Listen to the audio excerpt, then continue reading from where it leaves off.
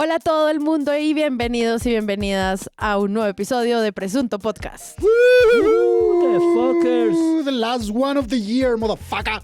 Estamos celebrando porque fue un año maravilloso. Y cansado. No exclusivamente porque sea el último, no es nuestro motivo de alegría, sino haber cumplido la promesa que les hicimos. Salimos todos los viernes, Hijo de puta, no fuimos faltamos muy ni uno juiciosos. solo. Hicimos este análisis de medios, a veces con grandes análisis, a veces con análisis incompletos, a veces con preguntas interesantes, a veces con preguntas incompletas, pero estuvimos acá con ustedes y fue increíble.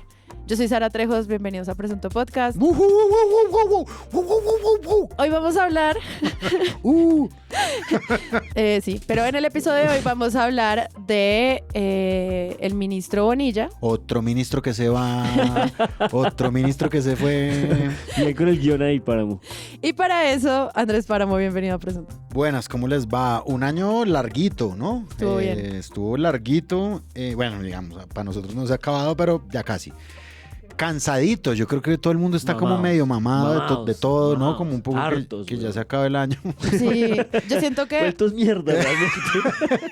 hemos tenido años muy difíciles como el 2020, por ejemplo. Sí, ese fue el peor. Pero sí siento como esta fatiga comunitaria en todos los niveles. Le mando saludos a todas las personas que se sientan en burnout, o sea, como que van a estallar de trabajo. Que pensaron que diciembre era más largo. Y no, y ya casi estamos a mitad de mes y hay que firmar Total. documentos y No cuentas perder de el cobro. trabajo y los contratistas llegan a nuestro peor momento del año. Todo es un asco. Los acompañamos y para festejar que igual sobrevivimos y que estamos aquí. Ah, bueno, esa persona que acaba de quejarse profundamente, creo que ya la reconocieron, pero si no, Juan Álvarez, Qué bienvenido a chistoso, Presunto. porque si no es con una introducción de media hora, ni lo saludan. Perdón. me olvidó, Espero traer mejor energía para el resto del episodio. Tenemos fiesta el próximo sábado, o sea, mañana. O sea, mañana. Y vamos a entregar el personaje del año. Yo creo que el personaje del año es Andrés Páramo. ¿Vamos a entregar premios en la fiesta? Pues yo creo ahí medio borrachos, lo intentaremos. Bueno, me Wow. parece una buena idea. Premios secretos, premios por debajo de la mesa. Así, espontáneos, como Ni somos sabía, nosotros. Ni sabía yo, pero bueno, gracias. No, pues nos Yo te enteramos declaro de... personaje del año. Has Bien. hecho el aguante, has hecho muchos episodios en este semestre en el que hemos faltado mucho y tú has estado ahí Qué al pie del bueno. cañón. ¿Me puedo ganar Gracias. podcast de revelación? Podcast de relación, no, porque tú ya eres un clásico, tú ya eres una leyenda. Soy vida y obra Vida y de obra. Presunto Sí, Podcast. ¿Dónde es la fiesta? Amigos, les hemos dicho que es en el restaurante El Barrio, que a propósito en el episodio de hoy, Iván Ospina nos alimentó con unos de sus maravillosas hamburguesas doble carne increíbles. Increíbles. Muy rico, gracias Iván. Pero entonces nos vamos de fiesta. Presunto Cumbión, institucionalizar este encuentro junto con amigos, periodistas, donantes, parche, presunters de corazón, que es nuestra gran y hermosa comunidad. A todos los que no pueden venir, pero nos han mandado mensajes de apoyo, los queremos mucho y a los que nos apoyaron durante todo este año también. ¿Qué va a pasar en esa fiesta, Páramo? Bueno, en esa fiesta, rifas, juegos y espectáculos, entre ellos DJs. DJs. Para Mivas y Ribáramo. Tal vez con el aguante de Iván un ratico antes para no... Pero llega no. tarde porque está poniendo música en otro lado. Y Ay, me pidió Dios mío. también que Entonces dijera no va a haber aguante. No, que, para Mivas toda la noche. Sí, que no van a haber mesas, que es fiestón, entonces que la gente sepa que no habrá el servicio que está acostumbrada, sino que se van a vender unas comidas ahí como para comer rápidas de pie, Pero para que vayan haciéndose una idea. no solo eso, sino que van a haber unas cortesías de comida deliciosa y, amigos, si usted nunca ha probado polarización, va a poder tomarla. Cervecería Diosa va a estar presente también y vamos a poder disfrutar juntos de esta deliciosa cerveza Lager, nuestra cerveza de confianza, la más rica de la tierra. Eso es. Eso es. Nos vemos mañana entonces. Si ya tiene su boleta, felicitaciones. Estamos en otro motivo de celebración porque les hemos contado que durante este semestre hicimos nuestro primer proyecto de formación que se llamó Narrativas de la Sostenibilidad. Narrativas de la Sostenibilidad surge de una conversación junto a Fondo Acción. ¿Qué hace Fondo Acción, Juan Álvarez? Fondo Acción se concentra en la protección de la niñez y del medio ambiente. Tiene un montón de programas, es un fondo privado para administrar, circular dinero a partir de un montón de proyectos territoriales, comunitarios. Es un lugar increíble que tiene además la particularidad, y nos hemos acercado porque les interesa mucho la dimensión cultural, la dimensión de comunicaciones, y por eso yo creo que nos hemos podido acercar como muy bien a ellos. Uh-huh. Entonces hicimos una convocatoria que consistió en varias etapas. La primera etapa fue una convocatoria abierta para periodistas que iban a cubrir la COP16 en Cali. Estos periodistas presentaban una propuesta con unas motivaciones y una serie de lineamientos. Se presentaron más de 70 periodistas, de los cuales fueron seleccionados 11 de todo el país.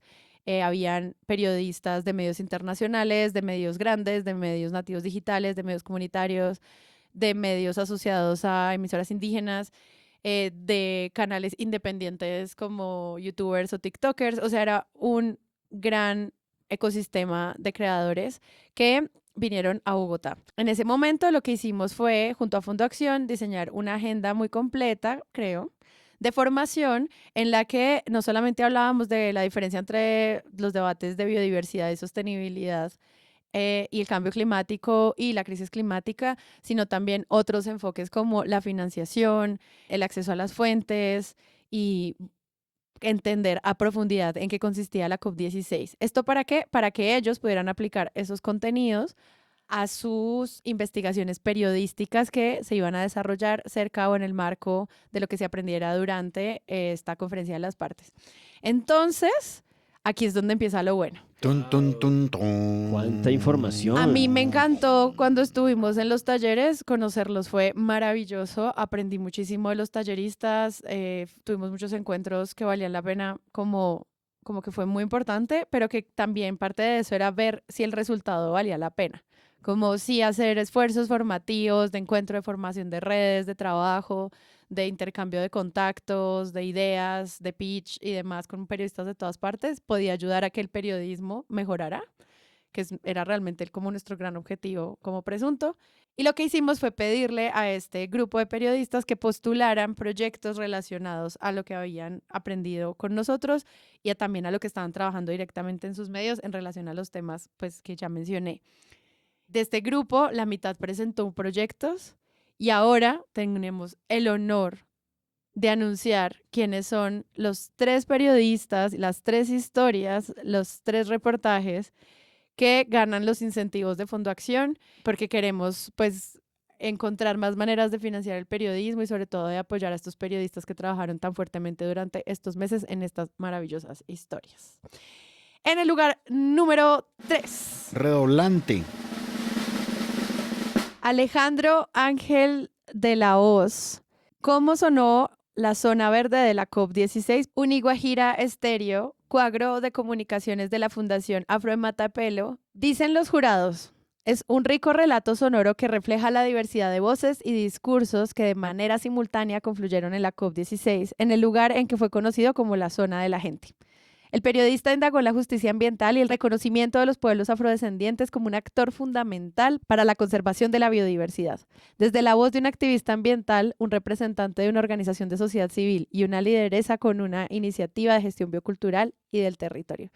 Felicitaciones, Alejandro, por este trabajo y por llevarse el 3er puesto. ¡Bravo! Bueno, la crónica de Alejandro, cómo sonó la zona verde de la COP, ese como un relato de principio a fin, ¿no? De lo que está sucediendo como pues de lo que estaba sucediendo en Cali, de los principales debates, obviamente incluyó como los temas de biodiversidad y recibió un puntaje muy alto pues por la forma en la que lo narró, ¿no? Como está hecho de una manera muy amena toda la crónica. Sí, además es muy interesante que como que pudiera tomar todos los relatos, no solamente desde la participación de las minorías, sino también esto cómo impacta sus vidas y cómo unas decisiones como que se sienten tan alejadas como esto, al final sí hacen parte como de la cotidianidad de los pueblos afrodescendientes, pues que él conoce de primera mano. Felicitaciones, Alejandro. En el segundo lugar, Isabela Bernal, El viaje del pez mercurio en el Amazonas, publicado en Volcánicas el 29 de noviembre de 2024. ¡Bravo! ¿Segundo lugar es este? Sí. El trabajo de Isabela es un trabajo destacado por su rigor periodístico y por su creatividad narrativa. Habla sobre el impacto de la minería en los cuerpos de mujeres indígenas con muchísima sensibilidad y deja preguntas importantes sobre los efectos de esto a largo plazo. Es una investigación que conecta los impactos en la salud de prácticas insostenibles en la extracción de minerales, narrando cómo viaja y permanece el mercurio en los ríos, los peces y los cuerpos de las personas que habitan en la Amazonía. Abre el debate sobre los efectos del mercurio con una mirada socioeconómica y los derechos de las comunidades. Un reportaje completísimo. Sí, es buenísimo el reportaje de Isabela Bernal, escrito pues de una manera de premio, pues. También toca un tema muy relevante, ¿no? Que es digamos, como el tema no solamente relevante y digamos como de interés noticioso, sino además felicitamos pues el enfoque que le dio. Pese a que está un poquito alejado de la COP16, digamos, no ella, sino el artículo mismo como que claramente pues menciona la COP16 y la biodiversidad, pero pues a nivel periodístico ocupa, digamos, como va escalando muy rápidamente dentro de los escalafones que nos pusimos. Sí, pues es que además el punto es como no es necesario hablar de la COP16 específicamente del evento, sino de los debates que trae la COP. Y siento que parte del proceso que hace Isabela es recolectar las preguntas sobre las comunidades y el impacto de estas prácticas pues industriales en esos espacios. Entonces, pues más que pertinente. Felicitaciones y en el primer lugar, Lina Robles Luján. Si no hay bosque, no suena la cumbia. La deforestación apaga la fiesta de tambores en el Caribe. Publicado en Publimetro el 28 de noviembre de 2024. ¡Ganador, ganador! El trabajo de Lina conecta biodiversidad con cultura a través de la historia de los luthiers colombianos, cuyo oficio peligra ante el riesgo de la pérdida de diferentes especies de árboles. Es un trabajo riguroso con diferentes fuentes, sensible y logra conectar el impacto de las decisiones políticas con estos oficios tradicionales. Bueno, no, redondito. Yo creo que cada persona que asistió al taller, me refiero como a los talleristas, a las personas que estuvimos como involucradas en la organización, pues vimos como una evolución absoluta de un texto, de este texto, ¿no? Como desde el pitch mismo de formación, pues se nota que recibió como todo el feedback de una forma en la que entregó un producto pues redondo y conforme a todos los estándares que nos habíamos fijado. Entonces, felicitaciones. Este trabajo es lindo porque habla como la fragilidad del bosque. O sea, si los instrumentos se hacen de semillas y esos árboles desaparecen, como que ella llevaba la reflexión más allá de la denuncia de la deforestación a explicarte cómo podía extinguirse la música. Entonces, como que desde el comienzo, además, recuerdo mucho cómo ella mezclaba ambos universos y pues obviamente tiene una base muy clara de esto, cómo funciona a través de los debates de biodiversidad pues en la región de Colombia que ella evalúa. Felicitaciones, Lina, gran trabajo. Esto fue un proceso, la verdad, espectacular. Para nosotros es un honor poder seleccionar buen periodismo y apoyar a los periodistas que lo hacen, y un aplauso gigantesco a todos los otros participantes que presentaron sus proyectos. Los trabajos que hicieron fueron increíbles. Sé que viajaron, editaron, tuvieron muchísimo trabajo, estuvieron apostándole a muchísimas cosas. Y lo que queremos es que esto pues siga creciendo y que este tipo de periodismo se siga haciendo. Entonces vayan a las redes sociales, vamos a dejarles quiénes son los ganadores para que ustedes puedan leer y evaluar junto a nosotros este proyecto. Y muchísimas gracias a Fondo Acción por creer que es posible crear este sistema de narrativas de sostenibilidad. Sí, no, muy lindo imaginar que esta alianza con el Fondo Acción pues duró casi todo este semestre, que se fue cultivando y que tiene sentido, ¿no?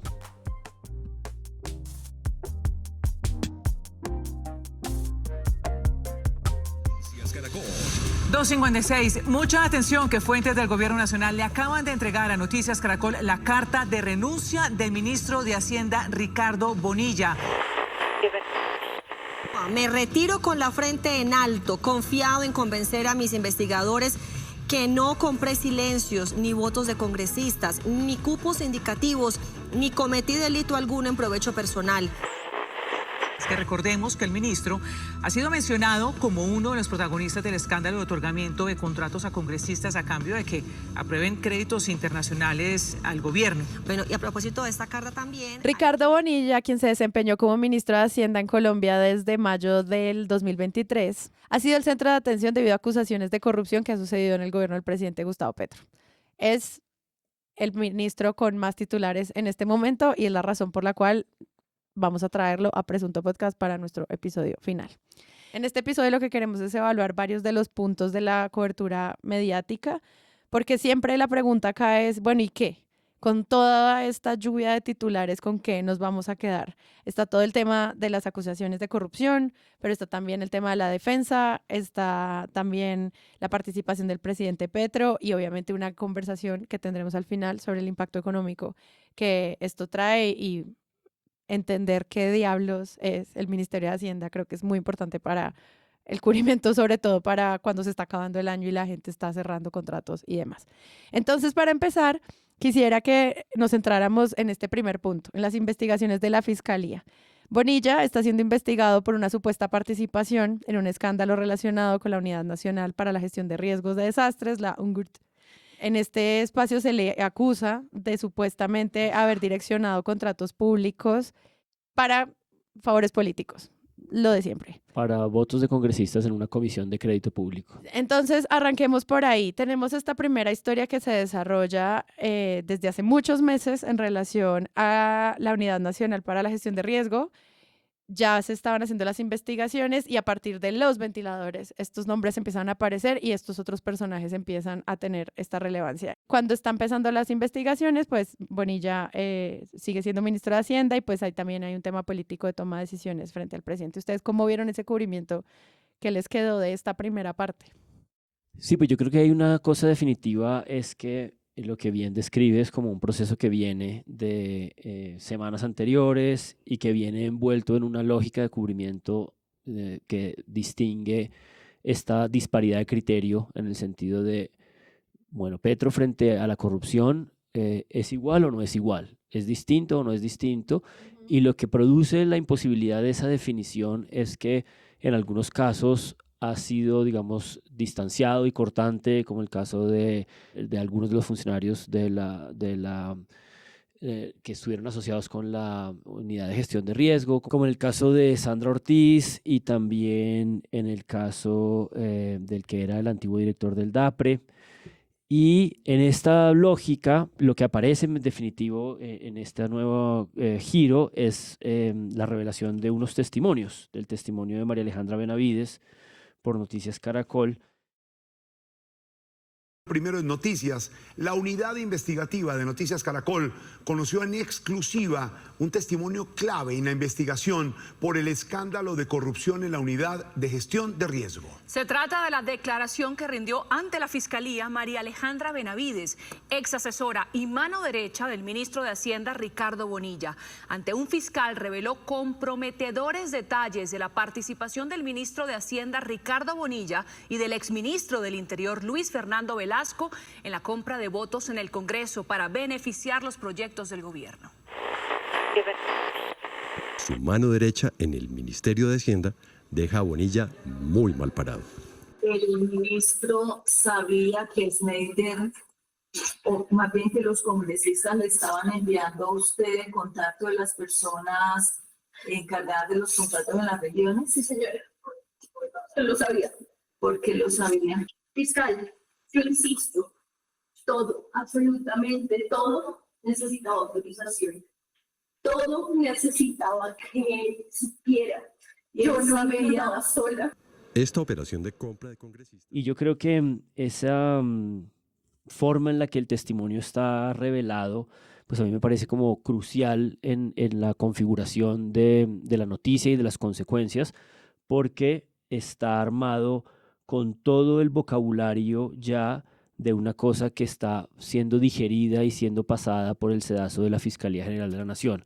Es decir, cuando ya se habla de su ventilador, la nota del Caracol abre como tsunami, ¿no?, generado por estas declaraciones, se empiezan a ver enunciaciones muy concretas, como de que existe un pacto secreto, de que hay una operación express, de que hay unos contratos dirigidos. Es decir, hay un vocabulario en la propia testigo que ya habla de que la testigo no está contándole esto a la prensa o la prensa no está citándolo de unas declaraciones, sino que son materiales probatorios de proceso judicial, lo cual hace que la nota sea, pues por un lado, muy contundente, pero también que tenga las propias maneras retóricas de la fiscalía a la hora de producir líneas del tiempo y producir un escenario político fuerte. Es decir, este tipo de cosas que nos tendríamos que enterar de ellas en un juicio, en una audiencia, empiezan a ser filtradas a la prensa en la propia estructura retórica que la fiscalía las necesita para producir estos impactos, ¿no? Entonces, esto es, digamos, una especie de estación temprana de lo que es una noticia, una revelación, pero que al mismo tiempo es claramente una filtración de la fiscalía para estructurar una circunstancia ya de investigación y de posible acusación, pues muy delicada, ¿no? Hay varias cosas para que el exministro. dejan en este reportaje y es uno que sí se sabe, no se crea esta historia de esto está ocurriendo a mis espaldas, sino el ministro sabía. Sí. Que eso siento que es súper importante porque hace parte de esa construcción de este juicio público del que hablamos también en el episodio pasado con Páramo, hablando de cómo se empieza a hacer justicia en los medios antes de que ocurra en otros procesos. Porque es una especie de mezcolanza entre el vocabulario y la retórica de la fiscalía permeando el medio y el medio permeando la fiscalía. Y empieza a ocurrir una realidad que parece mediática, pero que también es procesal. Que igual a mí me parece apresurado decir que es parte como de una filtración de creación de una narrativa de la fiscalía al respecto. Me gusta igual tu teoría, pero al mismo tiempo también los periodistas hacen eso, o sea, acceden a información y publican sus cosas. Es como que es un balance ahí en el que es difícil encontrar cuál es, pero nos toca a nosotros con pinzas darnos cuenta, por ejemplo, en esos tonos, en las palabras que usan, como cuál es ese enfoque. Y lo otro que me parece importante de las noticias Caracol, que también lo retoman en Huevos Revueltos, es pues que Hacienda le estaba aumentando los giros a la Unidad Nacional de Riesgo. Se le está girando más plata y más rápidamente porque así es como funciona la unidad de riesgo. También es un punto súper importante para entender cómo es que funcionan estos procesos como de trabajo. El escándalo pues que precedió la salida de Ricardo Bonilla fue grande, o sea, no me parece como una cosa, un evento noticioso de menor envergadura. Yo creo que es un tema que empezó a copar titulares de prensa, empezó a copar las redes sociales, empezó a volverse un run gigantesco y eso como que me parece que a mí como que me genera, por lo menos como en el cubrimiento previo, hay dos cosas que yo pues resalté en lo que yo logré leer, ¿no? Como La Silla Vacía adelantó un Huevos Revueltos con política, catalogando un poco como que Bonilla tenía mucho teflón, ¿no? Como, y el reportero como que habló con Tatiana en el episodio y era como el inamovible Bonilla. Sí. Que se sumaba a este trío de los que tienen escándalos de corrupción pero no salen del gobierno. De acuerdo, sí. Soldados del presidente, le decían. Hoy continúa la audiencia de imputación de cargos a la exconsejera regional de Presidencia, Sandra Ortiz, por su participación en el escándalo de corrupción en la Unidad de Gestión del Riesgo. A diferencia de ella y de otros exfuncionarios involucrados, hay uno también que está salpicado y que sigue en su cargo, el ministro de Hacienda, Ricardo Bonilla. Él dice estar convencido de su inocencia. Ya pidió a la Fiscalía una cita para presentar sus pruebas y el presidente Gustavo Petro lo defiende a capa y espada, a diferencia de lo que pasa con otros de los involucrados. Bonilla se mantiene en el gabinete por su lealtad al presidente y también porque es muy difícil encontrar a un reemplazo en plena crisis económica del gobierno como él. El ministro entonces comparte el teflón de otros con líos encima, como Ricardo Roa en Ecopetrol y Armando Benedetti en la presidencia. Edgar Quintero es el periodista que... En este gobierno pues se ha demostrado que hay como una cosa muy que depende del caso específico y no hay como una regla general para aplicarla tan como matemáticamente ni tan categóricamente, porque es como una cosa que de repente Armando Benedetti está volviendo al gobierno y se sienta con el presidente, ¿no? Como le pide disculpas a Laura. Le pide disculpas a Laura Sarabia y bueno, ya lo hablamos en el episodio pasado, pero digamos que el escándalo de Benedetti a mí me parece que también es grande, ¿no? Como, es decir, como, y la gente también se pregunta por qué este señor ha vuelto al gobierno. Y podría uno asimilar eso, sin embargo, La Silla Vacía sacó un huevo pues de retractación muy rápidamente Claro, con porque el mismo periodista y él como que 2 dio... días después. Sí, y él dio pues las razones por las cuales pues él pensaba como, pues pensaba de esa forma, además que eso no es como un formato de opinión, sino es un formato pues de entrevista a un periodista que ha cubierto la fuente. No, ¿sí? además en ese momento pues el teflón lo tenía, porque Claro, el escándalo por venía, supuesto. es decir, no era gratuito la anunciación. Claro, y a mí me parece que La Silla Vacía pues sí tiene como una amplia experiencia en transparentar un poquito su propia información y en decir, vean, esto fue lo que pasó y nos equivocamos y entonces tocó salir a cambiar todo y esto es lo que está pasando ahorita. Yo lo pongo como contraste, aunque no es el mismo formato con el editorial del Espectador, pero digamos como que me llegaron básicamente como al mismo tiempo, porque el editorial del Espectador pide que el ministro Bonilla dé un paso al costado. Como que el teflón, pues no lo dicen así, pero sí es como usando la misma terminología, el teflón no le aguanta tanto. Ellos dicen, la permanencia en el cargo representa un ruido ineludible para el gobierno y para los colombianos. Y sí, sin embargo, hay mucho ruido y hay mucho ruido sobre todo que tiene que ver con la UNGRD, ¿sí? Es decir, como, o sea, la UNGRD Se quedó la UNGRD, ¿no? Sí. En este gobierno ha sido una cosa repetitivamente salida en no acusaciones, sino artículos que tienen que ver con denuncias sobre corrupción. Y pues digamos como que él sale de ahí con unos investigado por unas presuntas cosas que mucho tienen que ver con esa unidad, que es pues también, hay que decirlo, pues una locura, que es por donde el boquete por donde se salga todo el chorro de denuncias que hay. De este y de gobiernos anteriores. Ajá, exacto. Claro, y eso es algo que habíamos dicho en el primer episodio en el que estábamos denunciando este tema, y es que entender cómo funciona esta unidad es súper importante para entender cómo funcionan estos sistemas de corrupción a la luz de las noticias que vayan a salir más adelante con esto. Y cuando o sea, la buena noticia al final es que estas investigaciones están activadas y no sé, la fiscalía está trabajando en eso. Claro, exacto, que justamente pero se está avanzando. Claro, y es como la ley de contratación es súper estricta. Acá obviamente es súper fácil dar comas, o sea, vivimos en un estado corrupto, como ustedes quieran llamarlo, pero hay unos procesos estándares que son muy difíciles de pasar y ustedes que son contratistas del Estado saben que eso es durísimo, pero con la Unidad Nacional de Riesgo hay que aprobar los fondos ya porque la gente está en emergencia. Y solo por esa figura y cómo los medios nos han ayudado a entender eso, es que uno puede darse cuenta por qué la plata se va por ahí. Es como si tengo que aprobar una coima o lo que sea que vaya a hacer de manera rápida y oportuna, pues la mejor manera de tramitarlo es a través de una entidad que no tiene todo este proceso de la ley de contratación. Yo amo cuando los medios me explican cómo funciona el Estado. Y no es porque sea más fácil, no es porque queramos robarnos la plata de la emergencia, es que por ahí es más fácil. Y eso creo que quedó bastante claro en el cubrimiento desde muchísimos analistas y porque esto vuelve y revive y revive y revive. Claro, es una puntada que está ahí para avanzar en esa precisión de información pública que nos va ayudando a entender. Y a propósito de eso, y justamente para complementarlo, la silla vacía en los huevos revueltos no solo hace 2 episodios, un poco el del teflón y el del contraste de la caída, de la renuncia y las consecuencias, sino que en el medio hace un tercer episodio.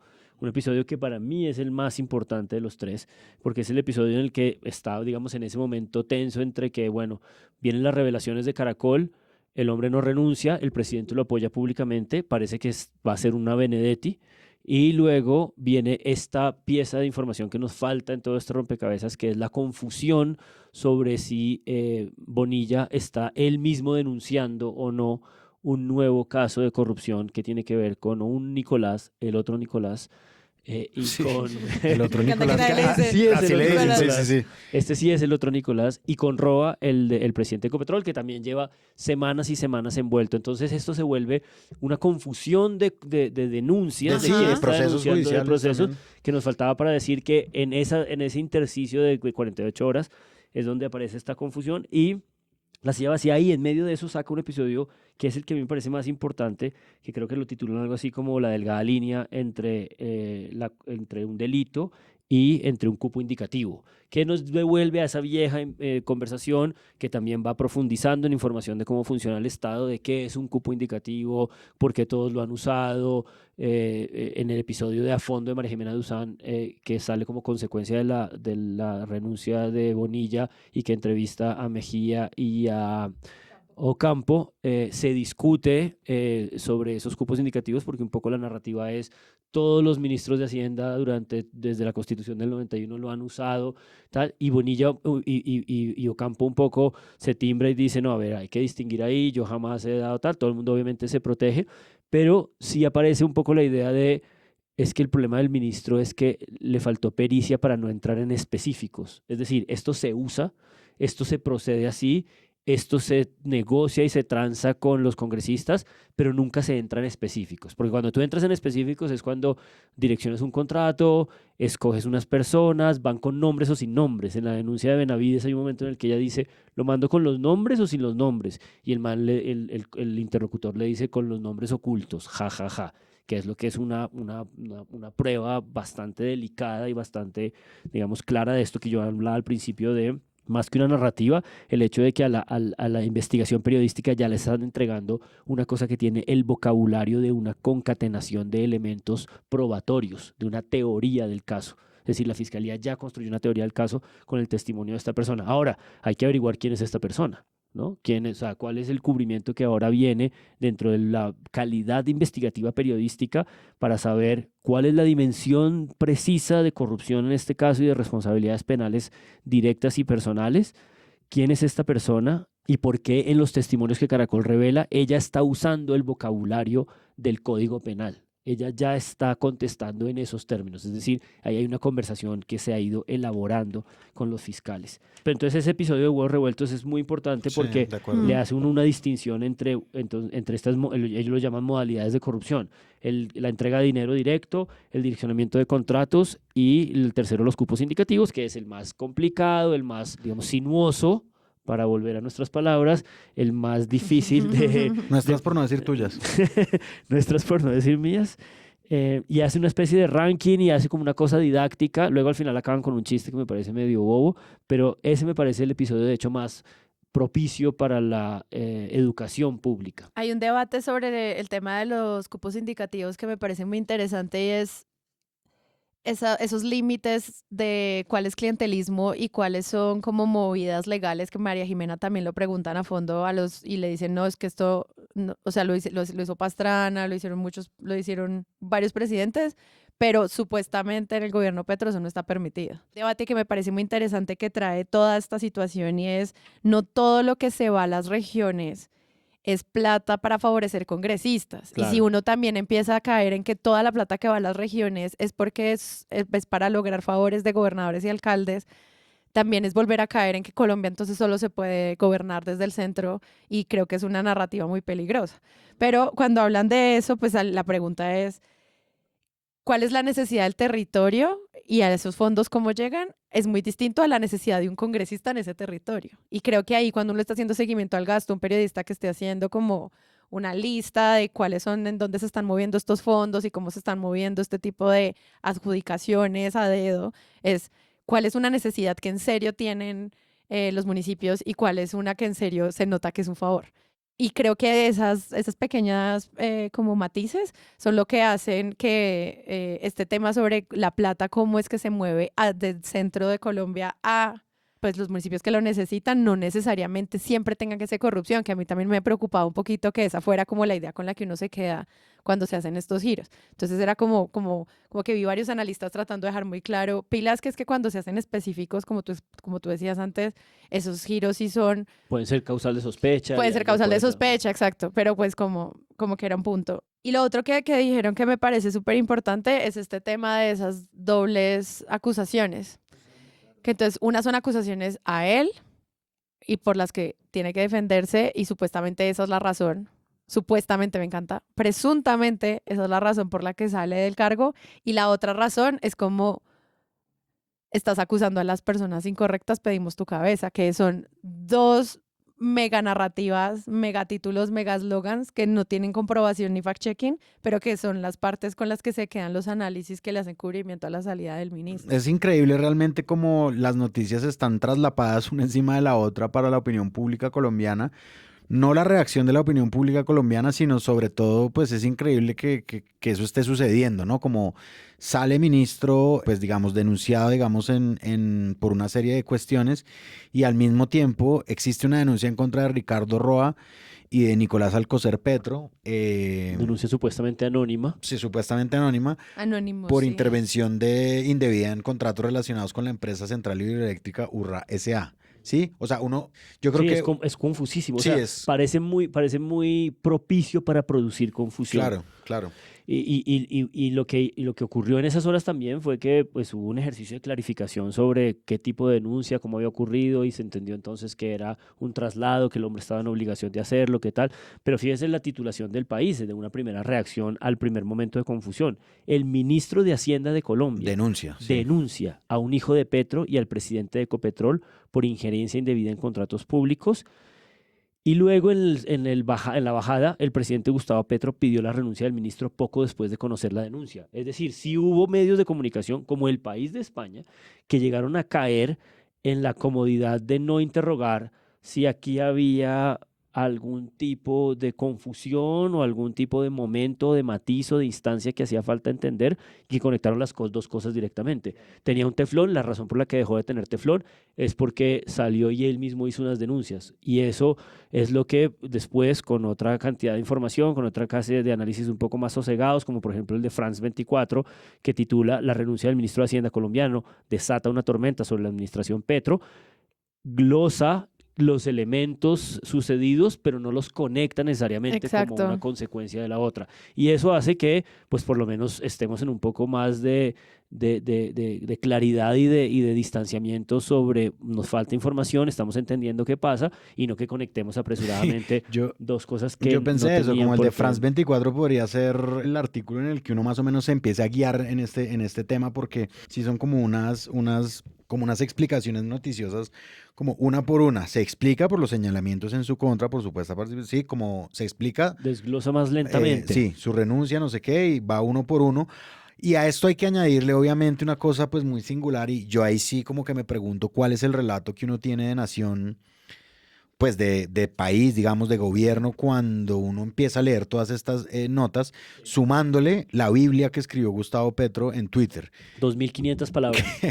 Que pues fue impresionante. Leíste la mente, porque ese es el punto exacto en el que la declaración de Petro cobra relevancia mediática. Sí, entonces como que hay un tuit del presidente Petro que de verdad yo sí considero mucho a las personas que trabajan en el breaking news de medios como, oiga, Petro tuiteó, y es un libro entero, ¿no? Como no cabe en una nota. Leer más.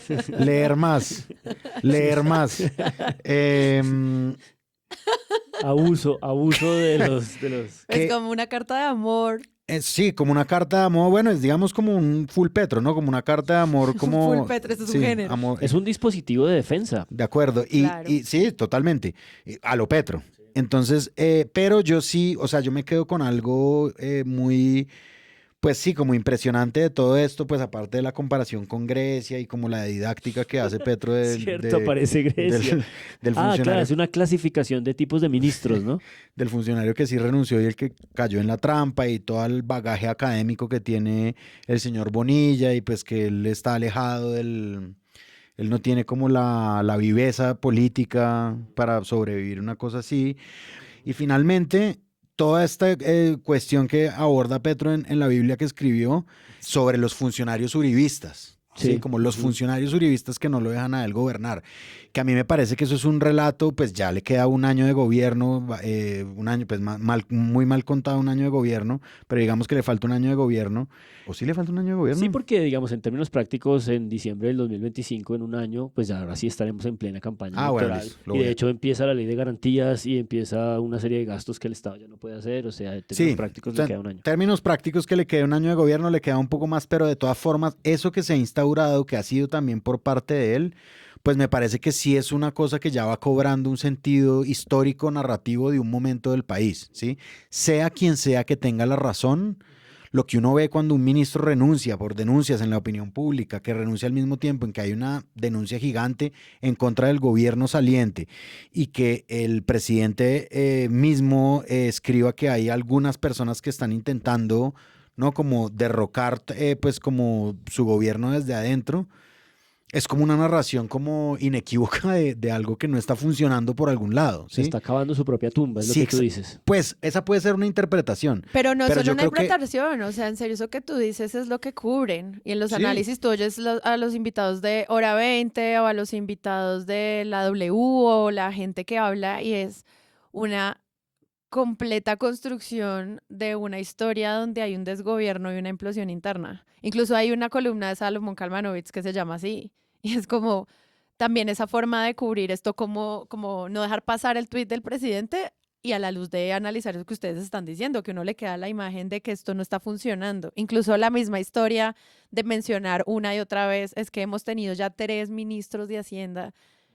No suena como vamos a escoger al mejor, sino esto se está yendo a pique. Es una manera de construir como esa agenda, ¿no les parece? Claro. Ante este panorama de desgobierno provocado o por las fuerzas que se oponen o por el propio desorden del gobierno, lo cierto es que el gobierno está reconociendo que ese es el estado de las cosas. Y en Ajá. ese estado de las cosas, digamos, de los enfoques que me parecen cruciales también en este cubrimiento, está el hecho de que, bueno, está la confusión en la corrupción, este señor se tendrá que salir para defenderse, él mismo contesta, sale como el caballero que quiere ser o que es. Y entonces aparece la oportunidad de la evaluación, porque es el final de año y porque es la salida de la cartera, y entonces en los mejores momentos de estos análisis, por ejemplo en el de a fondo y también en algunos momentos en artículos de cambio, incluso hasta de semana, que fíjense la irrelevancia de semana en este momento de escándalos de corrupción. Pero entonces lo que quería decir es que en este entonces balance un poco del enfoque de qué fue lo que pasó con el ministerio de este señor, pues yo creo que hay una información súper importante y relevante que de fin de año creo que es crucial y que probablemente aparezca más en estos cierres de balance de personajes y de cosas, y es un poco la gestión de Bonilla. El hecho de que está dejando 2 chicharrones gigantes, o sea, no solo se está yendo, sino que se está yendo un poco con el barco incendiado, porque hay una necesidad de una reforma tributaria que parece que no va a pasar en el Congreso, porque pues eso está completamente caído, y hay un presupuesto nacional del 2025 desfinanciado. Y eso es una noticia gigantesca que está asociada a la caída de Bonilla y que tendrá que tener como más envergadura más adelante.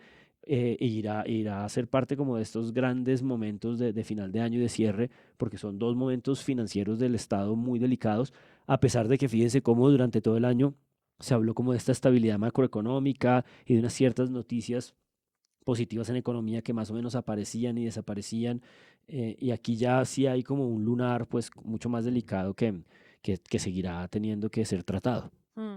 A mí ese tema de cómo es el impacto económico me parece como la tercera parte de este cubrimiento. Exacto. Y ese, como tú lo presentas, es el momento de hacerle un balance al ministro, pues es un tema muy importante en términos de fin de año, porque si nos están, ya habíamos hecho un episodio de cómo nos está girando plata al el ICETEX para el Ministerio de Educación, y luego que sí se está girando.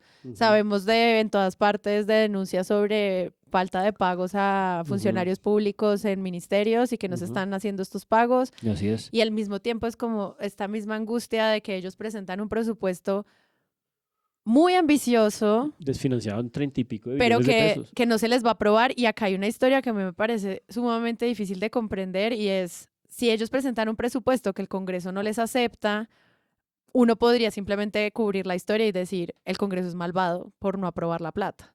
Pero al mismo tiempo ¿es el presupuesto que necesitamos o necesitamos un presupuesto austero y una renegociación sobre cuál es el gasto público que se está haciendo? Que trae otras preguntas, pero es un gobierno de izquierda que debería gastar más de lo normal, porque muchos de los planes son subsidios, inversiones No, y demás. Entonces, como que entiendes esa... Claro, y se vuelve que muy es- populista y difícil de Claro. comprender. Y además es su último año de gobierno, entonces es el año en el que supuestamente más gasto debía haber, porque es el año en el que se mete dinero para que se produzca bienestar. Exacto. Pero pues hay un montón de factores otros que son los que han impedido la recuperación económica, y que esos vientos, que acuérdense como al principio del gobierno, una de las cosas que se decía como con mucha premonición y mucha claridad era: esto va a ser un desastre económico. Luego pasaron 2 años y no fue un desastre económico. De hecho, fue muchísimo más responsable y muchísimo más conservador en el sentido, digamos, convencional del término en el manejo macroeconómico. De hecho, hasta hace unos meses a Bonilla se lo celebraba, ¿no? O sea, se celebraba que el presidente hubiera tenido 2 ministros de Hacienda, digamos, de envergadura. Ahora viene un tercer ministro que de hecho nadie sabe quién es, empiezan a aparecer los perfiles para tratar de entenderlo. Pero estos vientos de problemas económicos no eran los vientos que estaban como cruzando el barco de este gobierno, eran otro tipo de vientos. Y ahora, digamos, con esta circunstancia, con esta salida de un ministro en medio de este escándalo muchísimo más tratado y probado y trabajado en términos periodísticos con calidad en contraste con lo que eran los escándalos de corrupción de semana de hace un año, pues las consecuencias de incertidumbre. Fíjense cómo en el episodio de María Jimena Duzán a fondo hay un momento al final en el que ellos redondean todo diciendo, bueno, y este principio de incertidumbre de la economía, ¿no? Vamos a recuperar el grado de inversión. No, no lo vamos a recuperar. Va a venir más inversión. No parece que vaya a venir más inversión. No hay un presupuesto financiado. Es decir, el panorama económico sí se pone muy, muy delicado y frágil de cara al próximo año. Creo que por ahora este gobierno no logrará recuperar el grado de inversión, ciertamente, ¿no? Espero que el próximo lo haga. Sí, yo creo, María Jimena, que los riesgos están a la baja y no al alza. Es decir, dada la situación fiscal, lo apretado el presupuesto para este año y el siguiente, las perspectivas en materia justamente de ese déficit fiscal, la verdad yo siento que los riesgos están más hacia el lado de que eventualmente incluso puede haber reducciones adicionales en la calificación de la deuda. Ojalá el gobierno, pues, ratifico, pueda generar un presupuesto mucho más austero, de continuar con ese compromiso en el cumplimiento de la regla fiscal, y eso evitaría reducciones adicionales en la calificación de la deuda, pero... O sea, vamos es para allá. Digamos, en mis charlas con las agencias de calificación de deuda sí están muy preocupados por el tema fiscal, por las discusiones del presupuesto, por los recortes necesarios, por el desfinanciamiento, y en ese sentido pues no hay en el corto plazo ninguna posibilidad de eventualmente recuperar alguna inversión. Lo que hay que hacer es un poquito mantener como... lo que tenemos. Tal cual, exactamente, es evitar que haya un deterioro adicional y ojalá pues más adelante se logre mejorar la situación para retornar al grado de inversión. Bueno, pero hay que corregir. Aun cuando ellos mismos, los invitados de María Jimena y en otros paneles como de nuevo Hora 20 o en la W Radio o demás, sí se habla de que sí se bajó la inflación. Hay indicios positivos también, sí, claro. Y de que sí hay un compromiso con la regla fiscal y como todo este proceso de ver cómo va a ser la ley de financiamiento y el tema del recaudo. O sea, como que sí hay una conversación sobre eso, pero también como en esto tampoco es suficiente y tan fácil de entender. Algo que decía Ocampo en el episodio de María Jimena era que la economía esté mejor y que tengamos los índices de inflación más bajos en muchos años, que es una excelente noticia para todos. No es necesariamente responsabilidad del gobierno. No es necesariamente responsabilidad del gobierno y eso tampoco es como achacarle éxitos al ministro en este proceso de balance. Claro. Entonces es como que, entonces, ¿qué miro? ¿Cómo lo entiendo? Es muy complejo de entender y así también al mismo tiempo hubo un manejo macroeconómico serio, pero es muy lamentable que esto termine completamente opacado por un escándalo que tiene unos indicios muy, muy delicados y que por eso la Fiscalía está avanzando. Y por eso, y en ese mismo camino, pues la llegada de el nuevo ministro Diego Guevara, pues también le plantea unos retos al cubrimiento. Es bueno, ¿quién es? Pero con qué y cómo va a solucionar lo que le queda de año en estos términos tan difíciles. ¿Van a cambiar el presupuesto? ¿Qué va a pasar con la ley de financiamiento? Si cambian el presupuesto, ¿qué ministerios se van a ver sin plata? O sea, es que es un tema que no es solo como capricho y coimas. O sea, esto es en serio el futuro de la contratación pública estatal del país del otro año. O sea, es un debate gigantesco. Muy difícil de entender, muy complejo y es muy aburrido también. Entonces, como que... Es aburrido y no tiene como los juegos pirotécnicos de semana y por lo tanto se empieza uno a dar cuenta que tiene una envergadura más delicada. Se acabó el año. Muchas gracias, Juan Álvarez, Andrés Páramo, a nuestros amigos Santiago Rivas y María Paula Martínez, a Rodrigo Rodríguez, a Paula Villán, a Javier Mozo del equipo de Dulce Estudio, a todas las personas que participaron este año, Laura Camila Oviedo, que nos ayudó con la campaña de donaciones, Jennifer Abaunza, que coordinó al equipo de donantes, Es un equipo muy grande, Presunto. Queremos seguir acá con ustedes aprendiendo de crítica y sobre todo a mí lo que más me gusta de este ejercicio es tratar de entender cómo es que funciona Colombia un poquito a través de los titulares y cómo me llegan. Y llevar un archivo también de una suerte de paso atrás y de respiro y de no hiperventialización frente a una agenda y un ciclo noticioso que lo único que quiere es confundirnos y llenarnos de ansiedades y de intoxicaciones que son difíciles para que podamos tener una conversación democrática un poco más saludable. Así que bueno, sí, se acabó el año, se acabó temprano, no grabaremos más, qué puta felicidad, al mismo tiempo qué puta tristeza.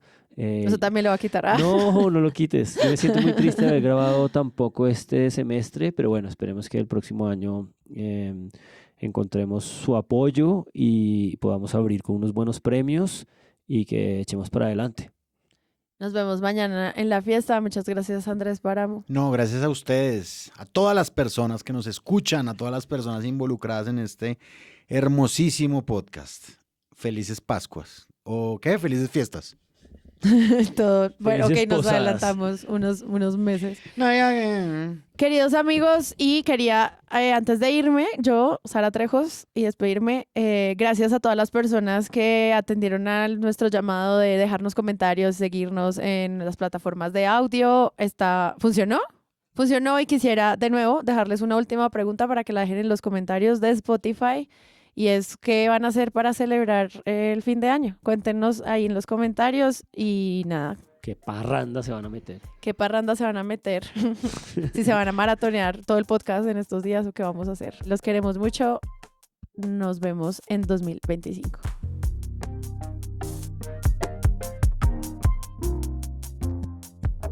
Este episodio de Presunto contó con la participación de nuestros panelistas, Andrés Páramo, Juan Álvarez y Sara Trejos. La postproducción es de Rodrigo Rodríguez y Sara Trejos. El collage para este episodio fue creado por Santiago Rivas. La marca fue creada por Dulce Studio. Presunto es un proyecto de Sillón Estudios. Producción, Paula Villán. Visiten nuestra página web www.presunto.co para encontrar nuestras redes sociales, suscribirse a nuestro newsletter y comprar mercancía. También encontrarán cómo donar a este proyecto, con lo que tendrán acceso a contenido exclusivo, nuestro servidor de Discord y más. Muchas gracias por escuchar.